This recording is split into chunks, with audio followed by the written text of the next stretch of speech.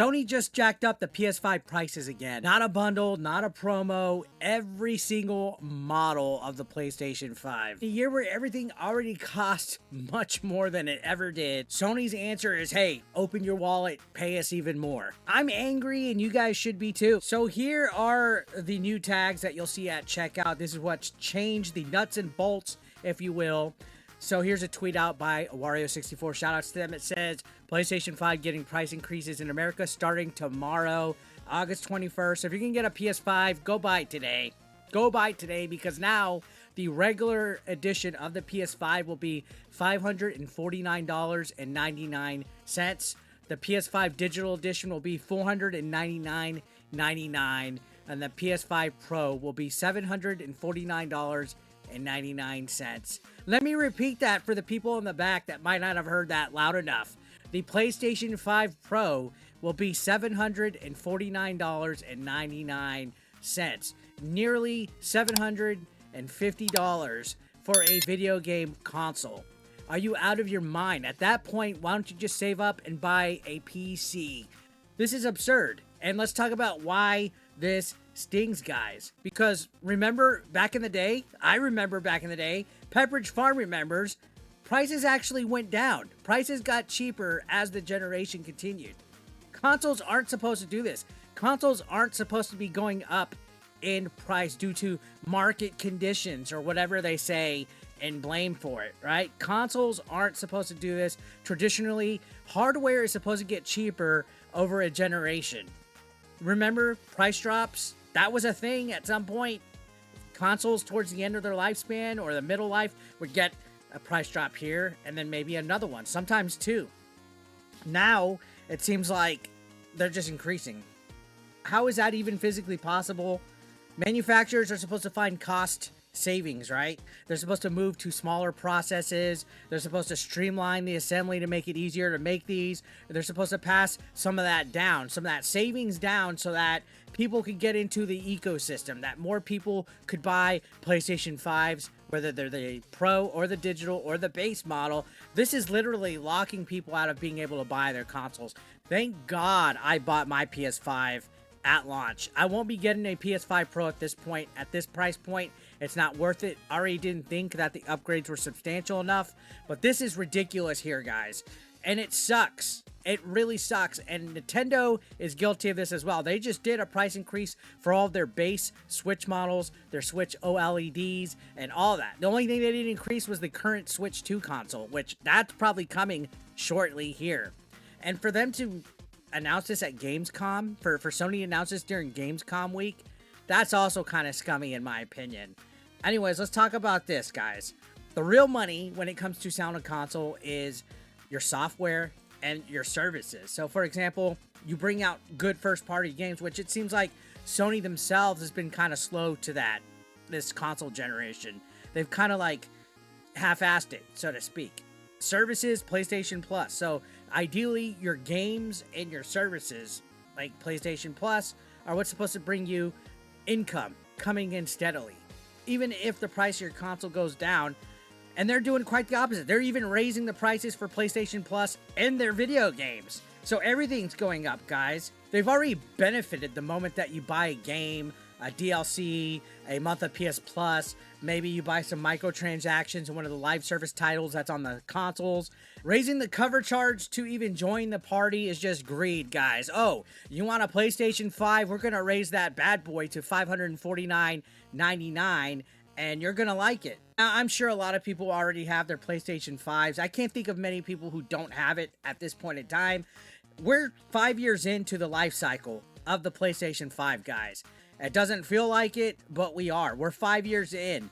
In fact, we're probably in the bottom half of this console generation's lifespan. We're talking PS6 here within the next 2-3 years easily. Why are the consoles going up? This is nothing but greed. I don't care how you spin it. I don't care if you say it's tariffs. I don't care what you have as far as an excuse goes. And that's the corporate talking points, guys. Oh, the tariffs. Oh, inflation. Oh, currency, right?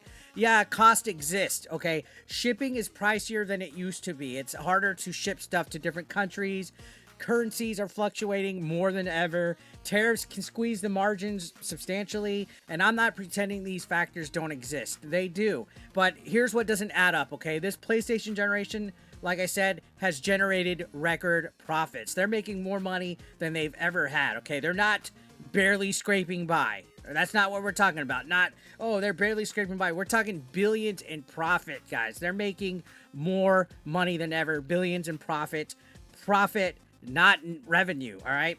It's already banked this gen. They're doing great. That means Sony could actually and should eat more of these bumps and still be wildly in the green, but instead they're protecting quarterly margins like I don't know, like corporate greed. That's basically what it is. Oh, let's protect our quarter margin. Let's do this. And they're telling you, the consumer, to please understand. They're expecting us to understand their greed. They're expecting us to be cool with a PlayStation 5 Pro costing $749, right? This is like super fucking anti-consumer in my opinion. This is egregious, if I would say, okay? Because we've had fewer first-party drops. Sony's not bringing out bangers like they used to, right? Remember PS3, PS5? They're not drowning us in huge exclusives this year, all right? There's fewer big tentpole games. There's higher hardware price. That's not a good combo. That's bad. You have higher hardware prices, but where are the games? Where are the games? Where are the first-party games for it? Everything else has costed more on top of our lifestyle. Stuff that we need that's essential. Groceries, gas, rent. You know, people are tapped out. Games are the last thing in my mind right now going on. Raising a luxury purchase feels tone deaf, guys, at best. Predatory at worst. It literally feels like you don't care about the consumer. And there's no added value to this. The price went up, but nothing new was added. There's no bigger SSD. There's no packing game. There's no controller upgrade. There's no special bundle. PlayStation Plus isn't even thrown in, guys. The price is just higher for absolutely no reason other than they want to increase the price. And there was zero notice. They literally were like, oh, this is effective tomorrow. Really? What if somebody was saving up or budgeting, waiting for payday, waiting to buy this for their kid for Christmas? Guess what? It's too goddamn bad. It's basically what they said. Effective tomorrow. They literally just dropped this in the middle of the day on a Wednesday and said, hey, effective tomorrow, guess what? We're raising the prices. That's a big yikes. One way to keep the graph, you know, the graph that the corporations look at going up is to squeeze more dollars per box. To squeeze more money out of you guys. It looks great in a slide deck or a PowerPoint presentation. It looks awful to everyone trying to buy a console for their kid, though. This actually puts artificial pressure on the used market, which, surprise, will push more people towards digital models, towards subscriptions where control and margins are even higher. Because then people are going to be like, you know what, the game price is going up. I'm just going to stick with Game Pass and PlayStation Plus. And then they're going to jack that up. And there's that excuse, oh, well, everyone else is doing it with Nintendo and Xbox, right? Nintendo, Microsoft, sure, yes. They've had their own price weirdness, their own special editions, storage bumps, regional hikes. None of that makes this okay. Okay? Just because Nintendo did it doesn't mean Sony should do it. We shouldn't normalize anti-consumer moves, guys, just because multiple companies want to try them. In fact, we should be calling it out. This is when we should be pushing back harder. And this causes a trust problem, guys. Gamers remember. They remember when games and prices of consoles go up without any value. They remember when services get worse while costing more.